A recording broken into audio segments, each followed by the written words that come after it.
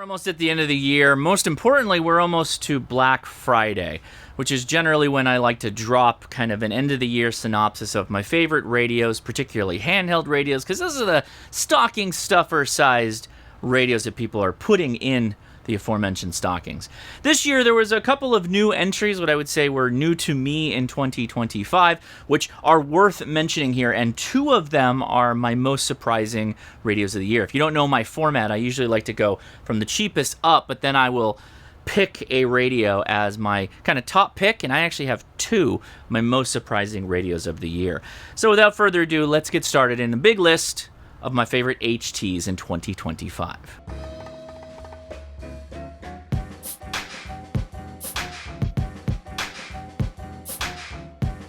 All right, starting off at the bottom of the pack, the cheapest radio, at least they tie for the cheapest, the two radios that are coming up. The Quancheng UV K5 or K6 will also work.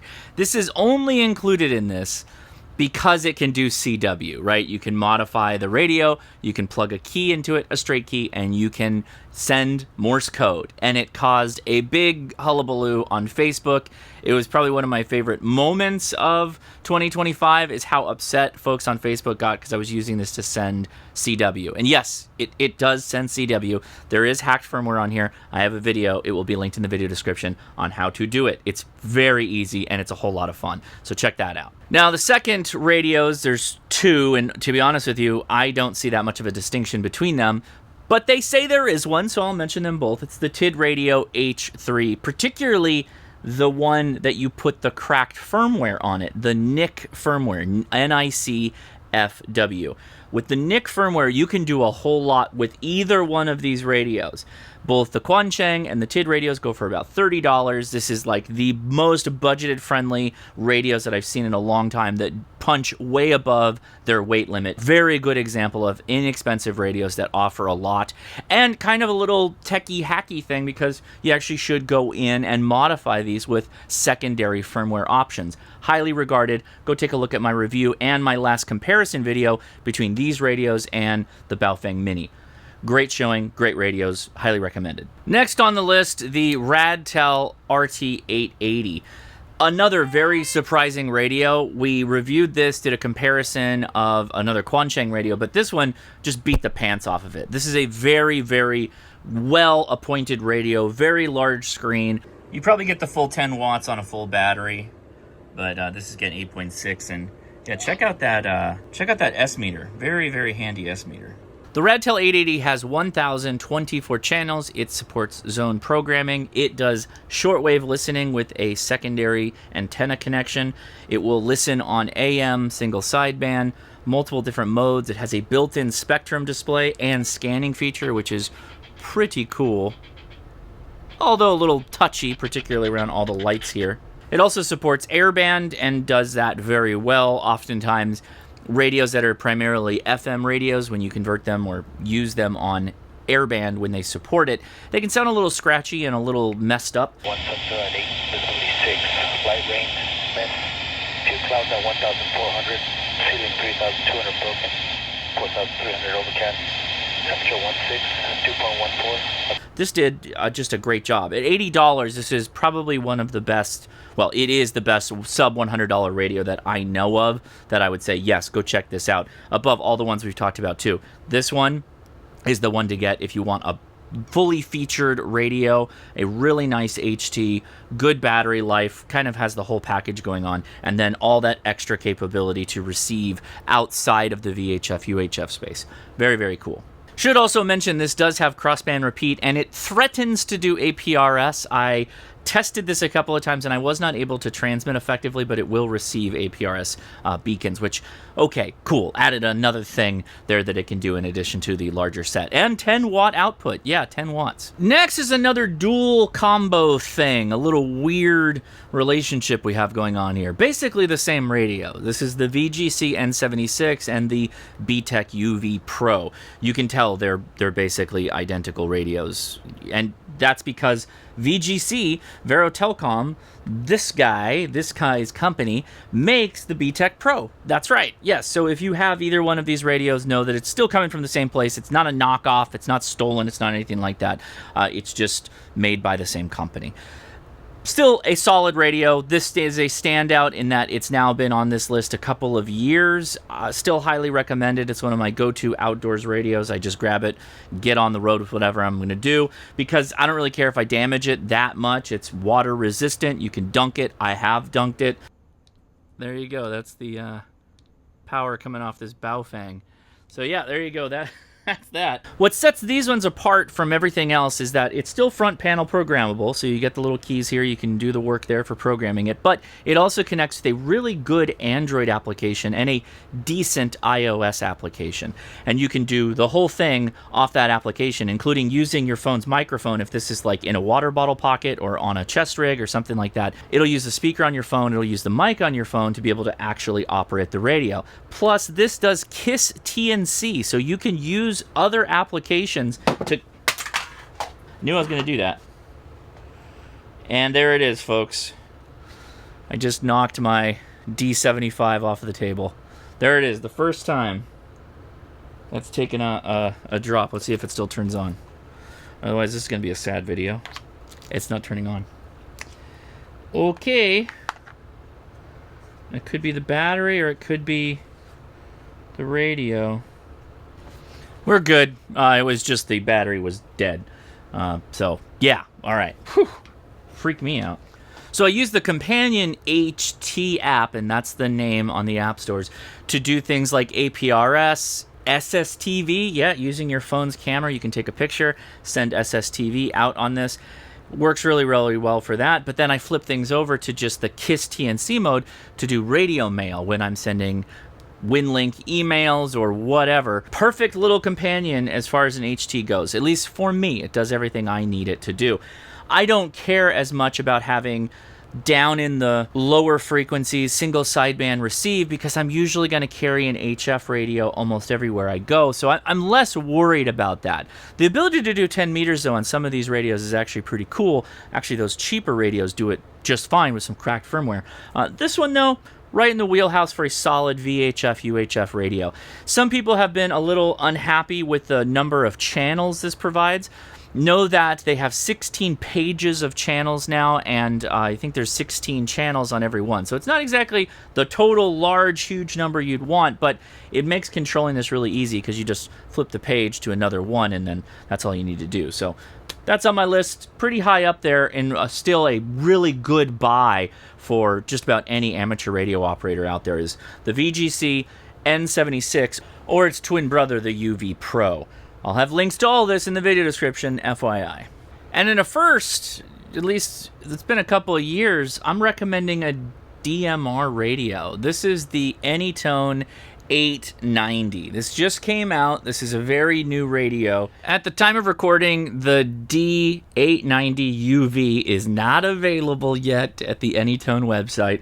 It should be out by the end of November or early December. I do have a follow-on review that will be coming out when this radio becomes available, so stay tuned for that. I've not been a big user of DMR. I think you guys know that. No real surprise there. I'm not really hiding anything. I think that the programming of these can be a little fussy for people, particularly new folks who are starting out, or those who just like to twiddle around with VFOs and listen to all those frequencies that are out there. DMR takes a lot more thought when it goes into programming them, and for that reason, it's like, boy, this is really kind of complex for somebody starting out. I usually just shy away from it. No shortage of great DMR repeaters in the area. In fact, I just joined the Papa system, largely because of this radio. So this is a DMR forward radio. It gives you the same Anytone look and feels and performance that you would expect. However, the big upgrades that this one has is this does NXDN out of the box, and it sounds really good. It works really, really well. Another update here, the NXDN on my unit, this test unit that I have, is working perfectly, and there is a firmware upgrade that's going to go in to the radio when it's finally released. So it is likely that it won't ship with NXDN loaded, but I have all expectations that they'll have it there shortly after. We're all going to know more about this in the next couple of weeks, so keep an eye out. We'll be talking about this radio soon. It is very cool. Thanks for your patience. Well, it also has the firmware upgrade that allows it to track satellites for actual Doppler shift. And yes, I was able to pick up the ISS, or at least people making contacts over the ISS. I didn't have the right antenna on this to do that, to chase them down, though. And it also has the same Anytone APRS capabilities that they've had for a little while now. The Anytone radios have always been a completely solid DMR radio for those of you that enjoy this mode of operation, and this is going to be a stellar candidate in that space. It's going to be very, very popular. The NXDN alone is going to bring even more people to this radio, and with good reason. It works really well. The battery lasts a very long time. It sounds really good. As long as you can get over that programming factor, you'll be good to go. And unrelated to that, you might have noticed my little hand mic that I have here. So many times I get asked, hey, do you have a good hand mic recommendation? And I finally have one. It's not from lack of trying, it's a lack of good options.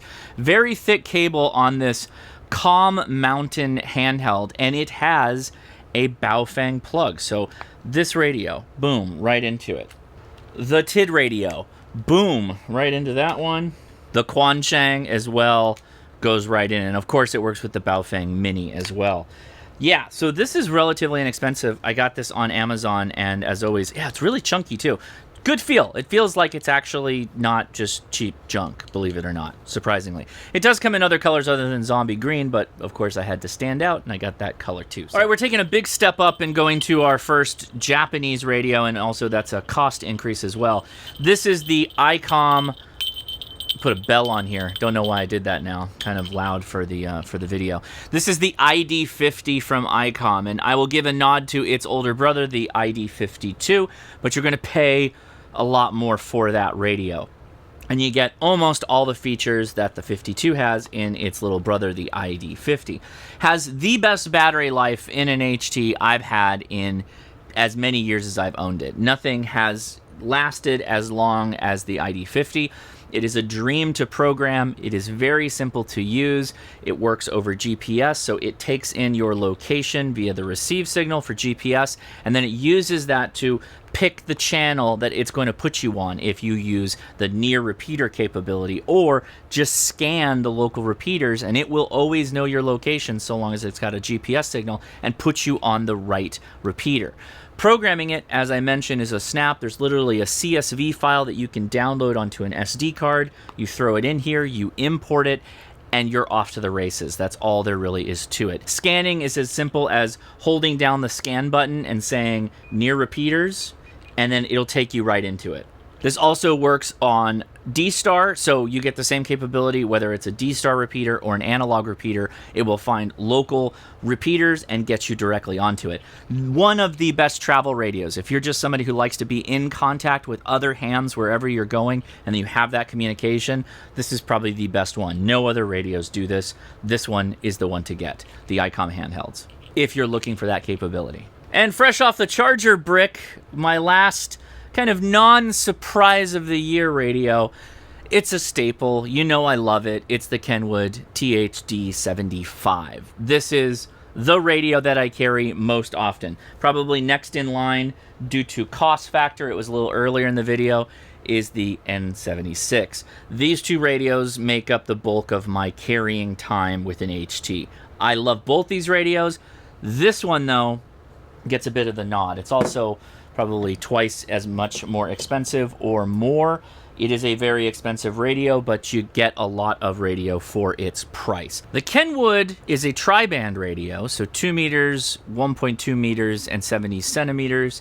It does true APRS as well as function as a digipeater. So if you're on a mountain, you can set this up as a digipeater, and it will work for that. While it doesn't have full duplex, so you can't chase satellites with it, it does have D-Star in its place, which there's not a whole lot of full duplex radios out there in this day and age, so yeah. Wish it had that. Maybe they'll give us an option in the future. We don't know. But this remains one of my favorite radios. It is a complicated radio with lots of different menu options, but you get added interface capability via Bluetooth to your phone, to computers. It has USB-C for charging and data, and you can feed that GPS data back and forth between. One note of caveat for you Android users, the Bluetooth Low Energy is going to work very easily with connecting it to your devices. For you Apple users, users, iOS users, you will need to pick up a dongle called a BB Link that will allow you to do low energy Bluetooth to the radio to do things like radio mail and any of the other apps that you may want to connect to it. But it is a true KISS TNC, similar to the N76, but this gives you a little bit more interface options with some of the controls you can do within the TNC function. So for that reason, this is still kind of top of the heap. It's on sale right now. I saw at the time of making this video at HRO for $619. That's the lowest I've seen it in some time. A fantastic radio, but definitely not a inexpensive radio. So do a lot of research. Go check out my reviews and other videos I've done on this radio, as it is a fantastic performer, but you're going to need those features to be able to justify the cost. One thing you may want to do is pick up a replacement battery for this, and I recommend the BP K75L. I'll have links in the video description. It is a chunky boy, but with this much power in your hand in a radio, this battery does die relatively quickly with stock batteries. So keep in mind, you have to turn off a lot of the features to keep this going as long as possible, because it has so many features, and so that's one of the natures of the beast. But I ran this all weekend long on a backpacking trip using this battery just on my shoulder, and it worked great. Hey, right on, man. Well, I hope you're enjoying yourself on the trail. I'll probably be coming in and out as I get up the hill, but Good morning, Michael. This is Mark. Joe, give me some chatter. right on. About Parks on the air activation once I get to my Joe, I need you to talk. I need to show you with the beam. I can't do it if you're not. Fantastic. I'll be listening for the POTA activation. I'll check the adventure frequency too, just to get off the main one here. It seems like there's a lot of chatter. So shout out to W0AEZ for making these battery packs. He has them for a number of different radios as well. Link will be in the video description. Thanks. All right, before we get to my biggest surprises, my absolute favorite radios of the year, I want to address any controversy someone might bring up by saying, where are all the Yaesu radios? No Yaesu radios this year, guys. I sold my FT5 to a ham who I see a lot at the Ham Fest. He was looking for a good HT, so I sold him my FT5 because, from my point of view, and here this is me talking, just my personal opinion. I think the N76 replaces the Yaesu for my use case. I have KISS TNC capability, which the Yaesu does not provide me, which is a very important feature to me. Again, that's why I carry this in the Kenwood so much. And that for most everything I want to do, this radio does absolutely fine, including down to tracking satellites with the firmware upgrades that they've put out for this. Not so much with the Yaesu. It's nothing against the Yaesu. It's still a rugged, nice to carry, a little bit smaller radio than the N76, but at half the price, maybe more, this radio is the one that I take because it does almost everything the same, and that's good enough for me. So N76 is what I replaced my FT5 with. All right, so favorite radios of the year. I have two. Yeah, we got a tiebreaker. One's a little weird. You guys tell me in the comments if I'm breaking the spirit of the game with them, but the first one's an easy one. It's the Baofeng Mini. Yeah. What a cool radio, and I know that the TID radios are similarly sized, but just not as small. I had a bit of fussing with this on the Spectrum Analyzer. I'm pretty confident they're clean, but I have no question that these Baofeng Minis are clean. Just dropped another one. I have no question that these Baofeng Minis are clean. They are really fun to use. They're dead simple. They are a grab-and-go radio. This would be a radio I would put in the hand of a new radio operator, and I am fully confident that they will learn how to use them, and they will work very well. I got asked a lot, what antenna do I have on this one? When I did a review video, it is the Nagoya NA717. I will have links in the video description to the best of my ability on them. But tons of colorways, the black body with the bezel being different colors, and of course the prison variant, the prison garb, the clear transparent radio. My pick. Absolutely so dumb that Baofeng still tickles my fancy with the radios that they come out with, but what a cool radio. Really great that it is spectrally clear, really easy to program, whether it is on the radio itself, very easy to do. I can't understate that feature alone. I love the way they stacked up the menus. I like the fact that it works with your standard programming cable, and it has the Bluetooth option via the app if you want to do that, but I don't recommend it. Just program it on the body of the radio if you have to, or use Chirp. Chirp is still the best way to program these. And yeah, I filled this thing up with memories. I use this for my All-Star node. I will post my All-Star node number in the video description so you can check it out if you want to hop on. Great radio. What can I say? I'm a fan. That's why it is my favorite, one of the most surprising radios of the year. Now tell me if I'm being cheeky. Does this qualify as a handheld? Because the Lab 599 TX500 MP is my second most favorite HT of the year. If it has a hand mic, is it not an HT? You have to use the hand mic for speaker. Don't know. I'll let you decide. This is not an HF radio review. I already posted a review of this radio. Go check it out. It's super fun. I already like the TX500. You know I have the amp for it and the battery pack. I took it to Hawaii and had great results with it. But this does something interesting, and I don't know how to explain it other than radio go in, backpack, mic goes on shoulder strap, you use radio. Yeah. It's an internal tuner, which the TX500 doesn't have, so you can put kind of jankier antennas on it. It works just as a cool field radio. It's something that you would put in your backpack, carry it around, and use it. And I have. I bring it out at parks. I talk to people on 10 meters with it. And I think the secret sauce, and look forward to a video here in the future, is the Link 500 that sits right on top. And the Link 500 gives you VFO control, so I can slide around. Are we VFOing? Yeah, we're VFOing. I can slide around without having to use the arrow keys, but to be honest with you, the arrow keys weren't that much of a pain. Obviously not my first choice for how to operate a radio. The VFO is the way to go, and the Link 500 adds it. But the Link 500 adds GPS, so you get a solid GPS signal for time. It also gives you USB-C out, a 12-volt in for charging, although it's got one on the bottom with USB-C as well, and it provides a real TNC interface. So this will do APRS. This has its own built-in TNC, so you can do other TNC connected modes if you want to do that.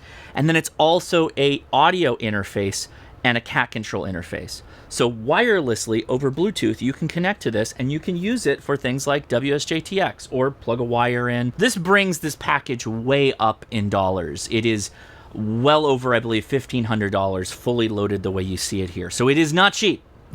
Do not question the fact that this is an inexpensive radio. It isn't. It is a very niche radio, extremely niche. But when I was a younger ham, there was a manufacturer of radios that, God, what were they called? UKITS. UKITS had a handheld multi-band HF radio that I didn't buy. I didn't have it on my list, and it bummed me out to this day that I never picked one of those up. And this is the spiritual successor to that radio. I keep looking up because I've got a wire above my head. I keep banging it. This is the spiritual successor to that radio, and it is quite good. It's fun to use, really great field radio, very much a form-fit application for someone who is going to take the radio outdoors, get it wet, need a tuner, so maybe some Jankopotamus antennas that you're going to be running, a number of other things. This just has a ton going for it. Is it an HT, though? I argue it is. Is it the best HT? Probably not. You can hold a 705 sideways. You can hold a KX2 sideways, and you could even just orient a G90 vertically and just use it that way. Would I call that a handheld? Definitely no. But the 705 and the KX2, probably you can handheld orient it, and it'd be the same thing. But spiritually, is it really a handheld? No. Those radios are not. This is, though. It was designed for that purpose. I use it in that function, and it's been a lot of fun. So I'll let you yell at me in the chat on this one. Just be fully aware. I appreciate this is not the radio for everyone. And to be honest with you, if this radio doesn't make sense to you, that's fine. It doesn't make it a bad radio. It just means it's not for you, and that's okay, guys. That's just fine. Keep that in mind. All these radios serve different purposes. It's a tool. They all either emit and receive radio frequency radiation, but they're still specific in the functionality that they offer. And so for that reason, you should take your time and find the radio that best suits what you're looking to do. Don't shortcut that. Take the time, figure out what's going to work for you, and then go after that one. It could be the Baofeng Mini, it could be the N76, or something else I don't even have on the table. Maybe it's the ID50. Understand yourself, get to know yourself. Maybe actually I take that back. Maybe go buy one of the cheapies, so the UV Mini or the Radtel would be a really good radio to learn about what you like to do before buying something more expensive. As I always say, you should try these radios out, and sometimes buying a $30 radio that you're not going to like that much and want to upgrade immediately from is fine, because then you can just gift it to a new ham. You can gift it to a kid that's in your family, another family member that you're interested in maybe getting them involved in amateur radio. Just gift that stuff away. Don't hoard it like a dragon. Don't, like Smog, right? Gift those radios out. Anyway, I hope you had fun with this video. I hope it answers some questions. Maybe it gives you some drama to complain about in the comments, and I'm here for it, baby. Tell me why the 500 MP is not an HT and it shouldn't be on this list. Either way, I left you with a good surprised me radio. I am Josh, KI6NAZ. Thanks so much for watching, and I'll talk to you soon. 73.